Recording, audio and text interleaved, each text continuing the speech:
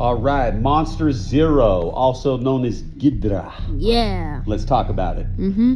So we watched these two 1960s Japanese science fiction movies. Right. Right. The first one is called Ghidorah, the Three-Headed Monster, and the second movie is called Invasion of Astro Monster. Right. Right. So we'll build on these two movies that we watched. Now, Monster Zero, also known as King Ghidorah, is the monster character featured in these movies. Yeah, he's gold. Right. And Monster Zero is a monster of 3 heads and 2 tails. And he breathes electricity. Right, electricity to take everything down. And so Monster Zero's main focus and mission is to destroy everything. Monster Zero is set on complete annihilation. Right. Which is why the monster's name is Monster Zero. Because destruction is also creation. It's the same thing. The ending of something is also the beginning of something. So to bring us back to the 0 point is to bring us back to that blank canvas that something new can come from. Right. And that's what 0 signifies in numerology. Yeah, destruction. Right. So now there's Planet X, which is the threat to Earth. Right. And this is interesting because Planet X could symbolize Nibiru, which is where the Anunnaki are said to be from. Yeah. Now, the aliens from Planet X are called the Xylians. The Xylians. Right, and they say that Monster Zero is the, quote, demon of the galaxy, unquote. Right. Right, making life on the surface of the planet impossible. Right, so now, remember in the movies, Godzilla alone is not able to take Monster Zero. No. Right, so what does Godzilla have to do in order to be able to take Monster Zero in the battle? Is get other monsters like Rodan and Mothra. Right, to team up. Right. So first, starting out in the beginning of the first movie, there's like this threat of earthly destruction. Right. And there's this heat wave during the month of January. Communication from the extraterrestrials is through this princess who's under protection. Right. And the princess just jumps out of this moving airplane. And the airplane blows up. Right, in the middle of the sky, and the princess was rescued by these extraterrestrials. Right. Then there's this prophetess who tries to warn the people, but they make fun of her. Right. Right. You know, and the prophetess is saying she's from Mars. Mars turns out to be Planet X. Yes. Later in the movie, the sequel, you know, there's these twin sisters who inform the people of Mothra. You know? They're on an island. Right. And this prophetess, it turns out, is the princess who jumps from the plane, the one that was being made fun of. Right. Right. There's this rock that came from outer space. They discover it has a strange magnetic energy. The magnetic energy symbolizes that primordial feminine force. Right. Which is the primordial dark chaotic energy that's resurrecting to annihilate everything. It landed in a mountain. Right, and they're investigating it. So Godzilla shows up, who also represents the same energy. Like if you look at the original Godzilla movie, the black and white one, it symbolizes that chaotic primordial force which is coming to annihilate everything. Right. Right, then Ghidorah, also known as Monster Zero, appears from out of this giant magnet. Right. Right. The prophetess says that Ghidorah / Monster Zero will wipe out humanity on Earth as the monster previously did the same to their race on their planet where they're from. Yeah. You know, that's what she says, but the people of Planet X, they're not wiped out.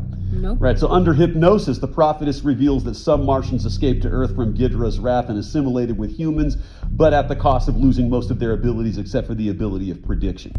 The prophetess says that Monster Zero is a space monster, the monster of the ether, the monster of the melanin, the monster of the primordial darkness. That's why it's called Zero. Right. And it's like zapping everything in sight. Right, now there's a conversation between the monsters where Mothra tries to convince Godzilla and Rodan to team up to fight together against Monster Zero. However, Godzilla and Rodan reply that they don't see any interest in trying to save mankind when all they've gotten is trouble from mankind. Right. Right. A comment is made that the monsters are as stupid as humans for not wanting to unite against Monster Zero. Yep. Right. In the end, Monster Zero flies into outer space. That's at the end of the first movie. Yeah. After Mothra sprays. And defeats them. Right, with her spider web spray, kind of, you know. And that's at the end of the movie. But Mothra's actually a caterpillar. I don't know why.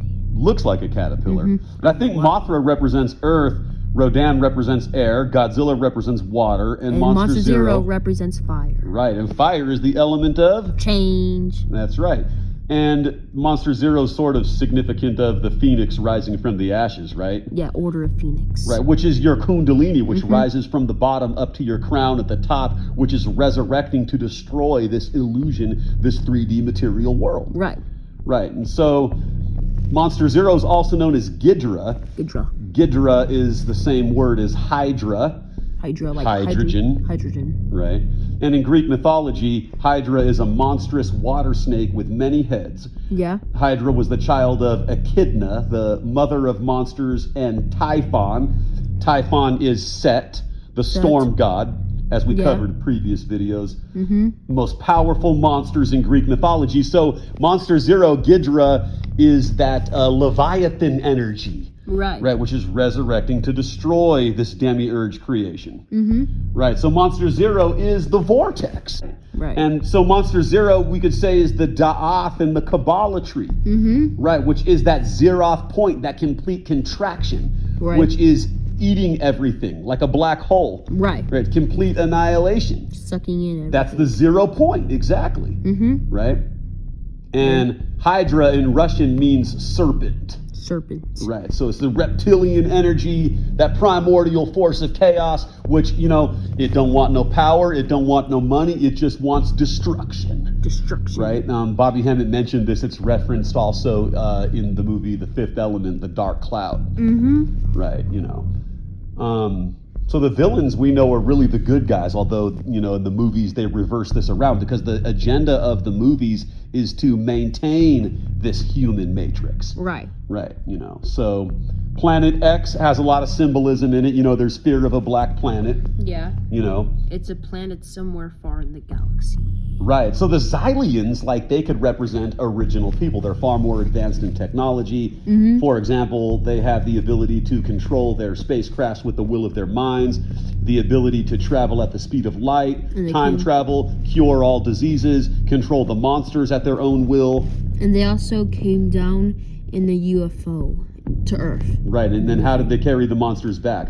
Remember, they had like an electrical field? To carry them back. And they gave humans a pizza box. Well, the pizza box was supposed to be the cure for all diseases. I mean, it's a Japanese sci-fi movie from the 1960s. Golden box. Yeah, you know, it looked like a pizza box. You know, so yeah. Now, the controller of Planet X, the leader of the Xylians, you know, he informs the humans that the monster is called King Ghidorah on Earth, but that on their planet where they come from, which is Planet X, everything is known by numbers. Everything has a number name. So on their planet where they come from, where the monster also comes from, they call it Monster Zero. Yes. So on Earth, the monster is called King Ghidorah, but on its native planet, Planet X, it's known as Monster Zero. And the aliens are doing all this. Right, they're doing all this. Right.